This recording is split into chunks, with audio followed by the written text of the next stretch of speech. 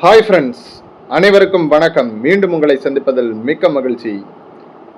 போன வாரம் 25/5/25 அன்று அன்னை தெரசா பார்வையற்றோர் அறக்கட்டளையின் சார்பாக நடைபெற்ற உணவு தானியங்கள் மற்றும் பள்ளி மாணவர்களுக்கான பேக் வழங்கும் நிகழ்ச்சியில் நம்மளும் பங்கெடுத்துக்கிட்டோம். ஸோ அதில் 2 மாதங்களாக பங்கெடுத்துக்க முடியாத நிலைமை. பட் இந்த மாதம் கண்டிப்பாக பங்கெடுத்துக்க வேண்டும் என்றே பங்கெடுத்து கொண்டோம்.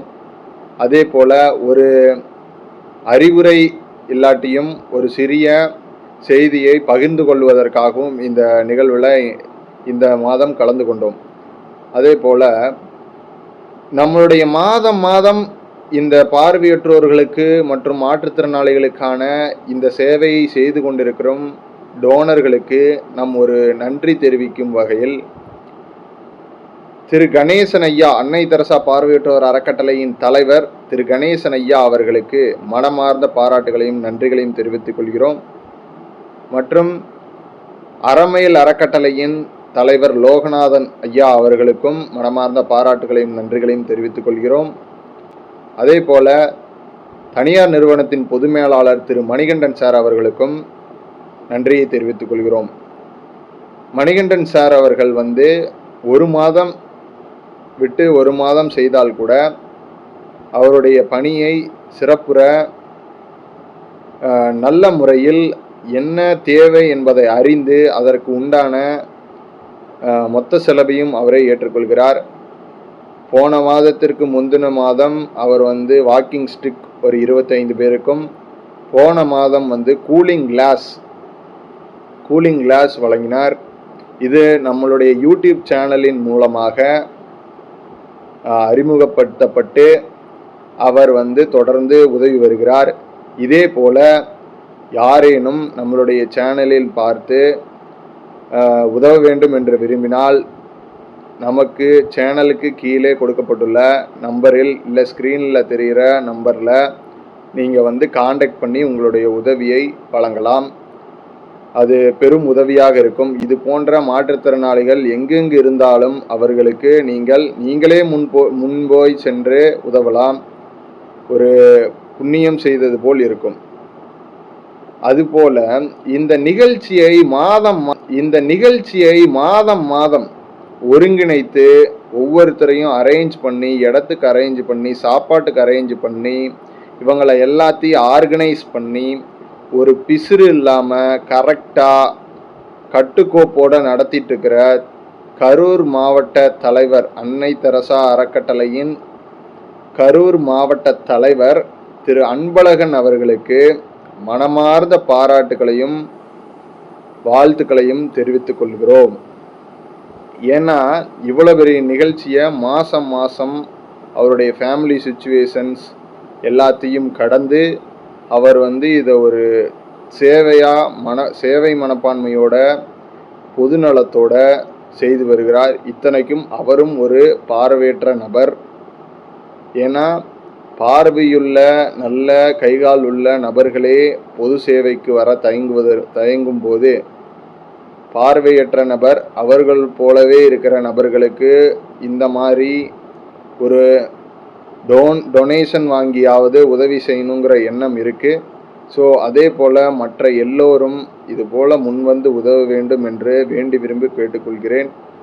பார்வையற்றோர் நல்லா இருக்கு. தொடர்ந்து மாதம் வழங்கக்கூடிய அரிசி அனைத்து பயனாளியும் பங்கெடுத்து சுழற்சி முறையிலையும் நிரந்தரமா வாங்கக்கூடிய பயனாளியும் இதுக்குள்ள இருக்கிறோம். எல்லாருமே ஏகமனதாக ஒரு வாழ்த்துக்கள் சொல்லுவோம் அன்னை தெரசா கணேசன் அவர்களுக்கும். இன்று பள்ளி பயிலும் மாணவர்களுக்கு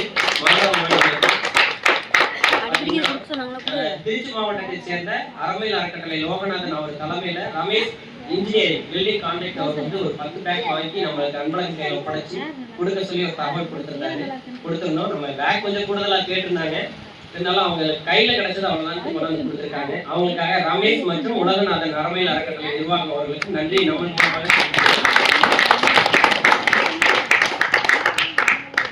அன்னை தெரசா பார்வையற்றோர் நல அறக்கட்டளை கணேசன் ஐயா மற்றும் சுந்தர ஐயா அவர்களுக்கும் மாதந்தோறும் வழங்கக்கூடிய நிதிக்கு மனதார வாழ்த்துக்களும் நன்றியும் தெரிவித்துக் கொள்கிறோம்.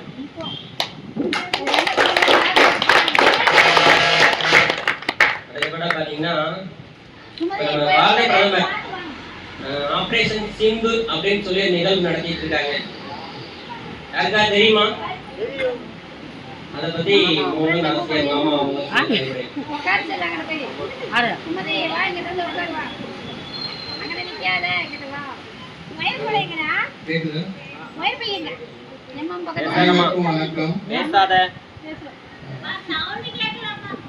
ஹலோ, கேக்குதா?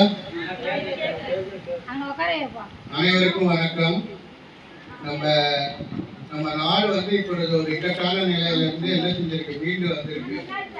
ஸோ அந்த பாகிஸ்தான் நமக்கு பக்கத்துல இருக்க நாடு, அவங்க நாட்டுல இருக்க தீவிரவாதிகளை ஊக்குவிச்சு நம்ம நாட்டுல தேவையில்லாம கலவரங்களை ஏற்படுத்துறது, இந்த மாதிரி செயல்கள் 1948 இருந்து இது வரைக்கும் அஞ்சாவது தடவை செஞ்சுட்டாங்க. 48, 65, 71, 99, இப்போ கூட புல்வாமா தாக்குதல் 2020 அந்த காலகட்டங்கள் எல்லாத்துலேயுமே அவங்களுக்கு அந்த தோல்விதான் ஏற்பட்டுருக்கு. இப்போ அதே மாதிரி இந்த பெஹல்காம் அப்படின்னு சொல்லி காஷ்மீர்ல ஒரு அமைதியான இடம், இந்த சுவிட்சர்லாந்து மாதிரி அது ரொம்ப குளுமையான ஒரு பிரதேசம், சுற்றுலா தலம்.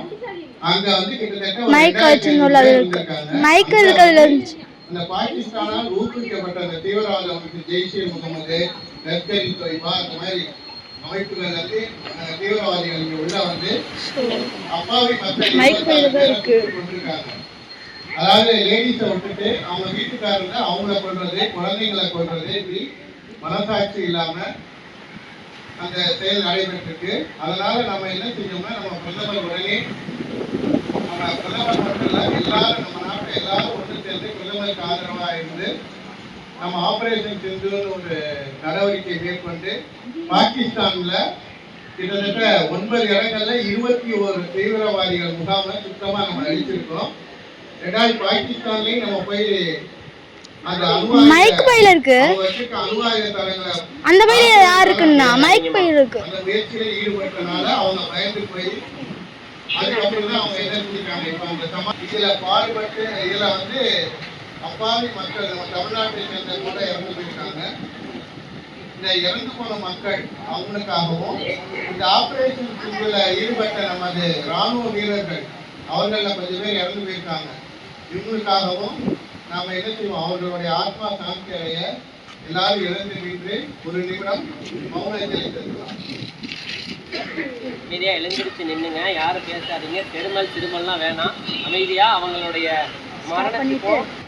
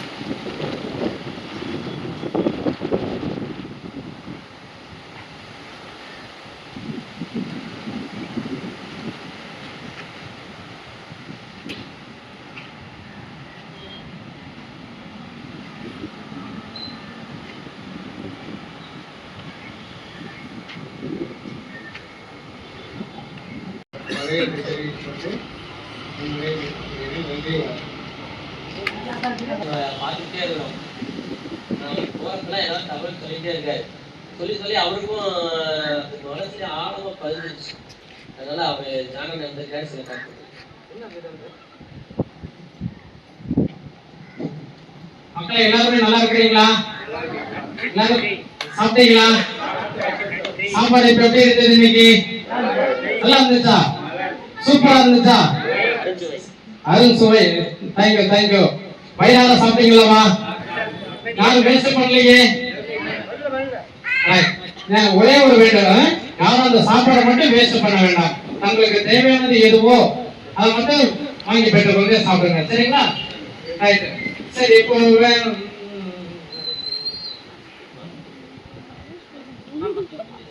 பஸ் பாஸை பத்தி இப்ப ஏதாவது உங்களுக்கு, அதாவது இப்போ நம்ம வந்து 31/3/2025 வரை எல்லாத்தையும் கொடுத்துருக்கிறோம். இப்ப அதுல வந்து இப்ப கவர்மெண்ட் என்ன சொல்லியிருக்காங்கன்னாக்க 30/6 முடிய பழைய பாஸை பயன்படுத்துங்க. 1/7 ஆன்லைன் மூலியமா அப்ளை பண்ணி நீங்க ஆபீஸ்க்கெல்லாம் வர வேண்டாம்.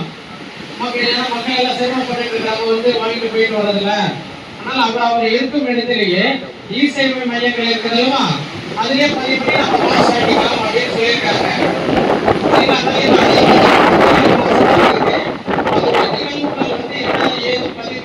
தெரியல, அதனால கொஞ்சம் பொறுமையா இருக்க மேற்கொண்டு அந்த இ-சேவை மையங்களை பார்த்துக்கிட்டு இன்னும் நான் கவர்மெண்ட் கொண்டு போய் அதில் பதிவு பண்ணுங்க, இத்தனை நாள் கழிச்சு அதை டவுன்லோட் பண்ணிக்கோங்க அப்படிங்கிறது தகவல் ஏதாவது வரும்போது நான் உங்களுக்கு தகவல் சொல்லிடுறேன். வாட்ஸ்அப்ல சொல்லிடலாம், சரிங்களா?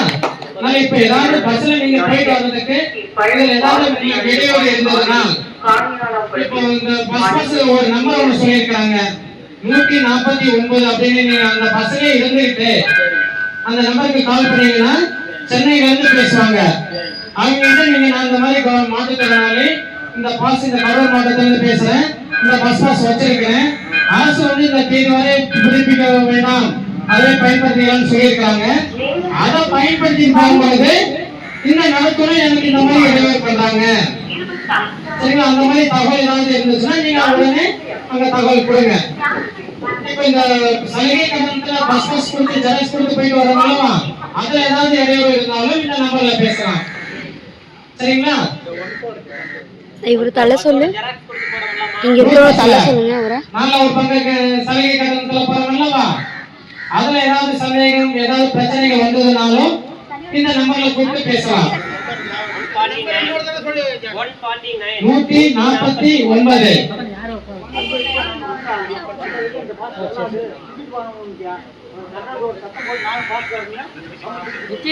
அதாவது சரி, அந்த மாதிரி ஏதாவது இடையூறு வந்ததுன்னா நமக்கு அந்த வண்டி நம்பர் தெரியாது, பக்கத்துல இருக்கிறவங்க அந்த வண்டி நம்பர் மட்டும் கொஞ்சம் கேட்டு வாங்கிடுங்க. ஏன்னா மேக்சிமம் இந்த வந்து கம்ப்யூட்டர்ல தான் டிக்கெட் கொடுக்குறாங்க, அதுல வண்டி நம்பர் இருக்குதுன்னு சொல்றாங்க, எனக்கு அதை பத்தி தெரியல. அது சரி, ரைட். அந்த இதே நமக்கு ஒரு ஆதாரம் அப்ப வந்து ஃபுல்லாவே எல்லாமே ஆன்லைன்ல தான் இருக்குது. இப்ப நம்ம அங்க புகார் தெரிவிக்கும் பொழுதும் நம்ம எந்த இடத்துல போயிட்டு இருக்கிறோம், எந்த வழியில போயிட்டு இருக்கிற தகவல் முதல் கொண்டு நாங்களால கண்டுபிடிச்சு எடுத்துறோம். ஏன்னா இன்னைக்கு இருக்கிற தொழில்நுட்பம் அந்த மாதிரி வசதிகள் பெற்றது, சரிங்களா? அதனால அந்த நடவடிக்கையை எடுத்து அவர் உரிமையை நம்ம வந்து கேட்டு பெற்றுக்கொள்ளணும். ஒரு பழமொழி சொல்லுவாங்க, நம்ம கேட்டு கேட்டு பார்ப்போம், கேட்டு நமக்கு கொடுக்காத வகையில அந்த உரிமையை வந்து நம்ம தட்டி எடுக்கணும், சரிங்களா? அந்த மாதிரி பண்ணி அவர் உரிமையை அரசு வழங்கும் சலுகையை நம்ம பெற்றுக்கொண்டு நம்ம செயல்படுத்திக்குவோம், சரிங்களா? இதுல வேற ஏதாவது ஸ்டிக்கோ கண்ணாடியோ அல்லது வாட்ச் ஏதாவது வேணும்னா திங்கக்கிழமை வந்து அங்க மன கொடுத்தீங்கன்னா நம்ம ஸ்டிக்கர் கண்ணாடி வாட்ச் எல்லாமே வாங்கிக்கலாம், சரிங்களா? இதுல வேற ஏதாவது தேவை இருந்தாலும் கேளுங்க. அதே மாதிரி நம்மளுடைய குழந்தைகள் 10ஆம் வகுப்புக்கு மேற்பட்டு படிக்கிற குழந்தைகள் யாரா இருந்தாலும் மாற்றுத்திறனாளிகளுடைய நல வாரியம் அதில் அப்ளை பண்ணீங்கன்னா ஸ்காலர்ஷிப் வாங்கிக்கலாம், சரிங்களா? 10, 11, 12 மேற்கொண்டு காலேஜ் படிச்சாலுமே சரி, பாப்பா இருந்தாலும் சரி தம்பிகளா இருந்தாலும் சரி அப்ளை பண்ணலாம். இதற்கு என்ன தேவைன்னா அந்த ஸ்கூல்ல இருந்து போனஃபைட் சர்டிபிகேட், கல்வி சான்றிதழ்னு சொல்லுவாங்க, அது ஒண்ணு, அது மட்டும் தான் ஸ்கூல்ல இருந்து வாங்க வேண்டியது. அவர் தள்ளி நிக்க சொல்லுங்க. ஏன்னா 10th படிக்கிறவங்களுக்கு 9th மார்க் ஷீட் வராது, மேக்ஸிமம் தர மாட்டாங்க. ஆனா இப்ப 10th மார்க் ஷீட் இதை மட்டும் அப்ளை பண்ணிக்கலாம், போனஃபைட மட்டும். 11ல இருந்து படிச்சாங்கன்னா கண்டிப்பா கடந்த ஆண்டு மார்க் ஷீட் வைக்கணும், சரிங்களா? இதுல வேற ஏதாவது சந்தேகம் இருக்கா? ராஜலிங்கத்தை நீங்க கொடுத்திருக்கிறீங்க, நம்ம மெட்ராஸ் வந்து அலாட்மெண்ட் வரல, வந்ததுக்கு அப்புறம் கண்டிப்பா உங்களுக்கு உண்டு. அந்த அப்ளிகேஷன் ஒண்ணு கொடுத்தாலுமே அது எங்கேயுமே தவறி போகாது, கண்டிப்பா அது இருக்கும். இன்னைக்கு இல்லை என்றால் நாளை, நாளை என்றால் நாளை மறுதினம், சரிங்களா?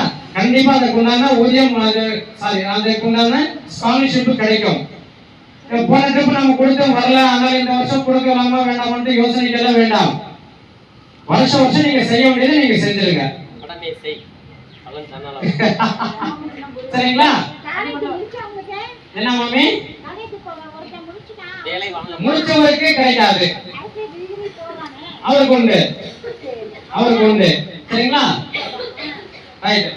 வேற ஏதாவது சந்தேகம் இருக்காது? என்ன பாப்பா? மாமிக்கு வந்து பாப்பா இருக்கிற மாதிரி தெரியலையே.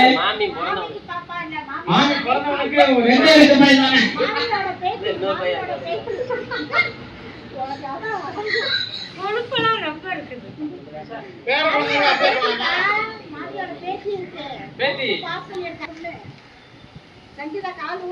சங்கீதா வந்து உங்களுடைய பொண்ணா?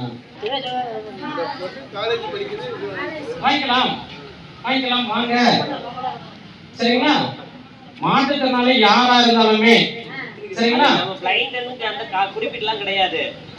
அனைத்து வகையான மாற்றுத்திறனாளிகளுக்கும் இந்த சலுகை உண்டு, சலுகைகள் உண்டு. சரிங்களா? Right right. வேற ஏதாவது என்னது? வாங்க வாங்கிக்கலாம், வாங்க பழனிசாமி. ரைட் வாங்க. கால்கோலி பரவாயில்லையப்பா. ரைட் சந்தோஷம், வாங்க வாங்க. சரிங்களா? வேற ஏதாவது? நன்றி நன்றி. அடுத்து பாத்தீங்கன்னா சென்ற மாசம் ஒரு 50 பேருக்கு கண்ணாடி கொடுத்தாரு. மணிகண்டன் ஒரு ஐயா கொடுத்தாங்க. ஒரு தனியார் நிறுவனத்துல பணிபுரிஞ்சிருக்கிற மேலாளராக பணிபுரிஞ்சிருக்கிற மணிகண்டன் ஐயா வந்து ஒரு 50 பேருக்கு கண்ணாடி கொடுத்தாரு. அது அவர் மூலம் யார் மூலம் வந்துச்சுன்னா யூடியூப் சேனல் பரத்ராஜ் மூலம், முருகேஷ் மூலமா தான் வந்தது. அவரு போன மாசம் வர முடியல. பரத்ராஜ் போன மாசம் வர முடியல. இந்த மாசம் வருகை கொண்டிருக்காரு. அவர் வருகை வருகிறது. அவர் சில ஒரு கருத்து சொல்ல வந்திருக்காரு.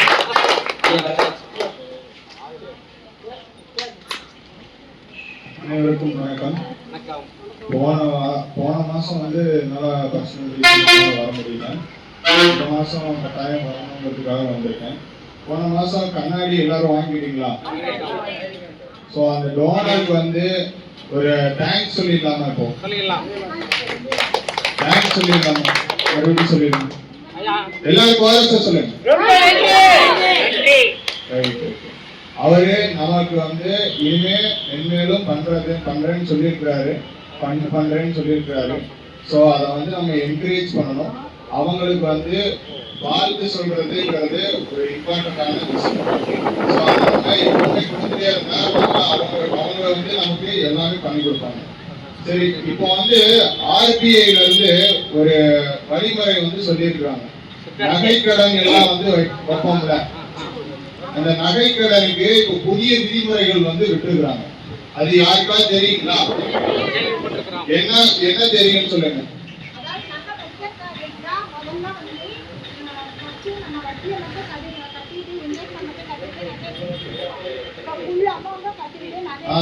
இப்போ வந்து இது எல்லாருக்குமே இந்த ஒரு நியூஸ் மட்டும் தான் தெரிஞ்சிருக்கு. அதாவது மொத்தமா வந்து நம்ம பணத்தை கொடுத்து திருப்பிட்டு அதுக்கப்புறம் தான் நம்ம மறுபடியும் அடுத்த நாள் தான் வைக்க முடியும். சோ அந்த மாதிரி இருக்கிற ரூல்ஸ் வந்து போட்டுருக்காங்க. இது எல்லாத்துக்குமே விமர்சனமா தெரியுது. இப்போ வந்து இந்த வருஷத்துல வந்து நகை வைக்க போனா எங்க வாங்கினது என்னன்னு இது பில்லெல்லாம் கேட்டிருக்காங்க. இதெல்லாம் யாருக்கையாவது இருக்கா? நமக்கு சேகரிச்சு வச்சிருக்க பழக்கம் இருக்கா? இது பாட்டி காலத்து நகை, அம்மா காலத்து நகை எல்லாம் வச்சிருக்கிறோம். அதுக்கெல்லாம் வந்து ரெசிப்ட் கேட்டா நம்ம எங்க போவோம்? சோ இந்த மாதிரி ஒரு ரூல்ஸ் வந்து நமக்கு தேவைதானா? அதுவும் இல்லாம நம்ம வைக்கிற நகையில 75% மட்டும் தான் இனிமே எடுத்துக்குவாங்க. 75% தான் நமக்கு தொகை கொடுப்பாங்க.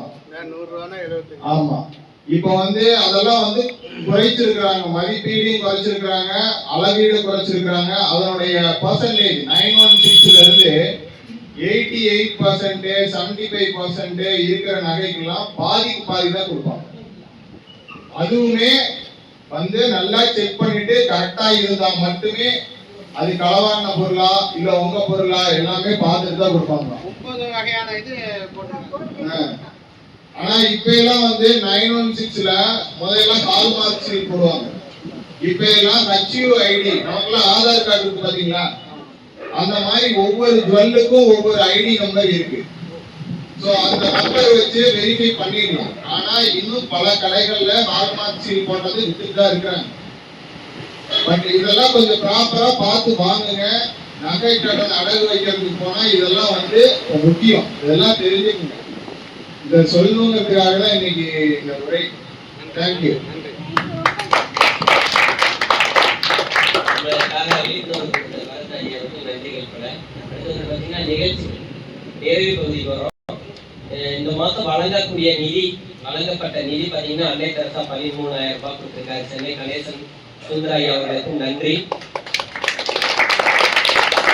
பார்த்தீங்கன்னா திருச்சி மாவட்டம் அறமையில் அறக்கட்டளை நிர்வாகம் லோகநாதன் அவர்களும் ரமேஷ் பில்டிங் கான்ட்ராக்டர் இன்ஜினியரிங் அவர் 2 பேரும் சேர்ந்து ஒரு 10 பேக் ஸ்கூல் பேக் அரேஞ்ச் பண்ணி கொடுத்துருக்காங்க. அவருக்கு நன்றி.